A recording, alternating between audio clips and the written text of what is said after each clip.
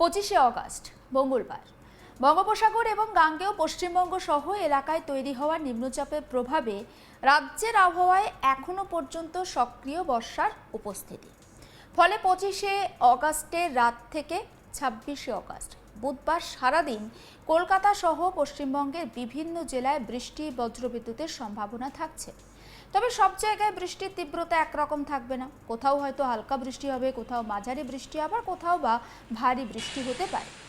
কলকাতার ক্ষেত্রে মূলত মেঘলা আকাশ থাকবে, মাঝে মধ্যে বৃষ্টি হবে, আবার কখনো বা রোদ দেখা যাবে, আবার কখনো বৃষ্টির সঙ্গে বজ্রপাতও হতে পারে। রাত বাড়ার সঙ্গে সঙ্গে আর্দ্রতার কারণে ভ্যাপসা গরম অনুভূত হবে। তাই রাতের দিকে যারা বাইরে বেরোবেন তারা অবশ্যই একটু ছাতা সঙ্গে রাখুন। 26শে অগাস্ট কলকাতায় বৃষ্টির সম্ভাবনা প্রায় সারাদিন থাকছে।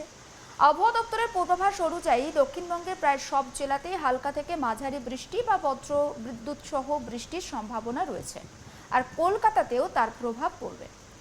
শহরে একটানা সারাদিন বৃষ্টি হবে এমনটা অবশ্য বলা যাচ্ছে না, বরং মাঝে মধ্যে বৃষ্টি এবং বৃষ্টির বিরতির মধ্যে আবহাওয়ার ওঠানামা হতে পারে। ফলে সকালে অফিস বা স্কুলের সময় বৃষ্টি হলে যাতায়াতের সমস্যা তৈরি হতে পারে, আবার দুপুর বা বিকেলের দিকে ফের বৃষ্টি নামতে পারে।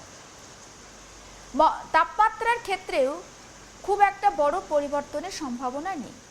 কলকাতায় 26শে আগস্ট দিনের সর্বোচ্চ তাপমাত্রা প্রায় 33 ডিগ্রি সেলসিয়াস এবং সর্বনিম্ন তাপমাত্রা প্রায় 27 ডিগ্রি সেলসিয়াসের আশেপাশে থাকতে পারে।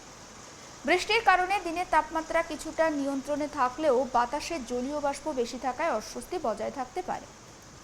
এবার একটু দক্ষিণবঙ্গের দিকে নজর রাখি। 26শে আগস্ট দক্ষিণবঙ্গের সব জেলায় হালকা থেকে মাঝারি বৃষ্টি বা বজ্রপাত সহ বৃষ্টি হতে পারে। অর্থাৎ কলকাতা ছাড়াও হাওড়া, হুগলি, উত্তর 24 পরগনা, দক্ষিণ 24 পরগনা, পূর্ব মেদিনীপুর, পশ্চিম মেদিনীপুর, ঝাড়গ্রাম, বাঁকুড়া, পুরুলিয়া, পশ্চিম বর্ধমান, পূর্ব বর্ধমান, নদিয়া, মুর্শিদাবাদ, বীরভূম সহ দক্ষিণবঙ্গের সব জেলায় বৃষ্টি হবে। এর মধ্যে কিছু জায়গায় বৃষ্টির সঙ্গে বজ্রপাত এবং দমকা হাওয়া হতে পারে। বিশেষ করে খোলা জায়গায় বজ্রপাতের ঝুঁকি রয়েছে, তাই বজ্রপাত শুরু হলে মাঠ বা ফাঁকা জায়গা বা জলাশয়ের ধারে থাকবেন না। 25শে অগাস্টের জন্য কলকাতা সহ উত্তর ও দক্ষিণ 24 পরগনা, পূর্ব পশ্চিম মেদিনীপুর, ঝাড়গ্রাম, পুরুলিয়া, বাঁকুড়া, হাওড়ায় বজ্রপাত আর দমকা হওয়ার সম্ভাবনার কথা বলেছে আবহাওয়া দপ্তর। 26শে অগাস্ট দক্ষিণবঙ্গে মূলত হালকা থেকে মাঝারি বৃষ্টি বেশ কিছু জায়গায় হতে পারে বলে জানাচ্ছে আবহাওয়া দপ্তর। এবার একটু নজর রাখি উত্তরবঙ্গের দিকে। উত্তরবঙ্গে আগামী 26শে অগাস্টও বৃষ্টির দাপট বেশি থাকবে।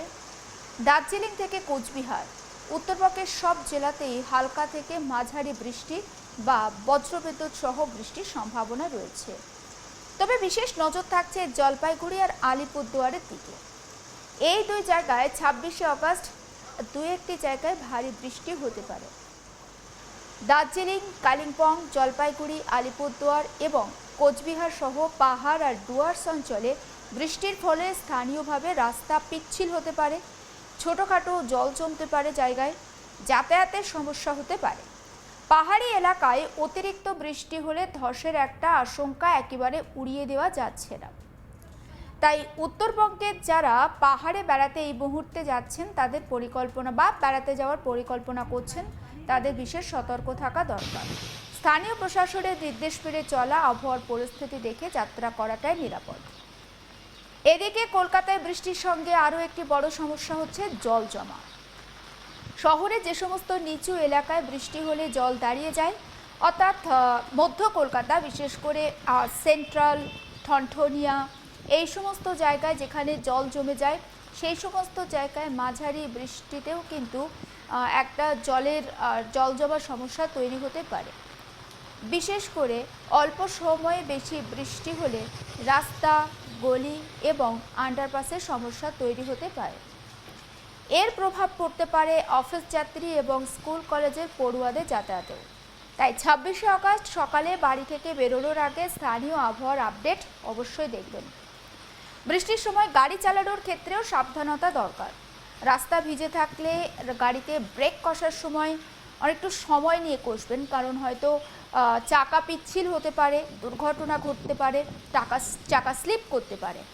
জল জমা রাস্তায় গাড়ি চালানোর সময় গতি কম রাখা উচিত, আর দৃশ্যমানতা কমে গেলে অতিরিক্ত সতর্ক থাকা ভীষণভাবে প্রয়োজন।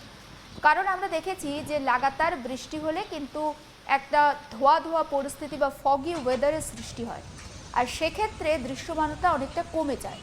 তাই সেই সময় কিন্তু যথেষ্ট সতর্ক থাকার কথা বলা হচ্ছে যারা গাড়ি চালাবেন তাদের, এবং সতর্কভাবে ড্রাইভিং করার কথা বলা হচ্ছে। তবে বৃষ্টির একটা ইতিবাচক দিকও রয়েছে। বর্ষার সক্রিয় পরিস্থিতির কারণে তাপমাত্রা খুব বেশি বাড়ার সম্ভাবনা কম, ফলে তীব্র গরমের পরিস্থিতি আপাতত নেই। কিন্তু বৃষ্টির পরেও বাতাসে আর্দ্রতা বেশি থাকায় গরম না থাকলে অস্বস্তি থাকতে পারে। আবহাওয়া দপ্তরের পূর্বাভাস বলছে 26 এবং 27 অগাস্ট দক্ষিণবঙ্গের বহু জায়গায় হালকা থেকে মাঝারি বৃষ্টি, আবার কোথাও বা হয়তো একটু বজ্রপাত সহ বৃষ্টি হতে পারে। অর্থাৎ 26 অগাস্টের পরে যে বৃষ্টি একেবারে থেমে যাবে তেমন কোনো ইঙ্গিত আবহাওয়া দপ্তর দিচ্ছে না। উত্তরবঙ্গেও 27 এবং 28 অগাস্ট বহু জায়গায় বৃষ্টি বা বজ্রপাতে বৃষ্টির সম্ভাবনা রয়েছে। অর্থাৎ উত্তরবঙ্গের ক্ষেত্রে বর্ষার সক্রিয় পরিস্থিতি আরও কয়েকদিন চলতে পারে। এখন একবার সংক্ষেপে দেখা যাক যে 25শে অগাস্ট রাত এবং 26শে অগাস্টের আবহাওয়ার গুরুত্বপূর্ণ দিকগুলির দিকে। 25শে অগাস্টের রাতে কলকাতা সহ দক্ষিণবঙ্গের বিভিন্ন জায়গায় বৃষ্টি হতে পারে। কোথাও হতে পারে বজ্রপাত সহ বৃষ্টি, কোথাও দমকা হওয়ার সম্ভাবনা থাকছে।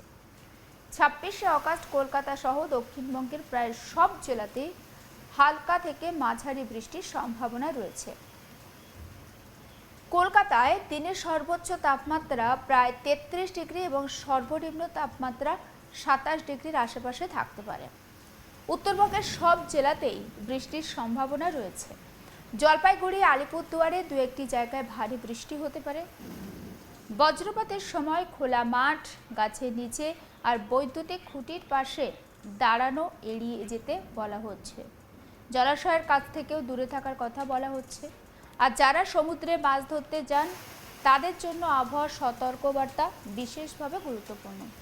সব মিলিয়ে 25শে অগাস্টের রাত থেকে 26শে অগাস্ট পর্যন্ত পশ্চিমবঙ্গে বর্ষার দাপট বজায় থাকার সম্ভাবনা বেশি।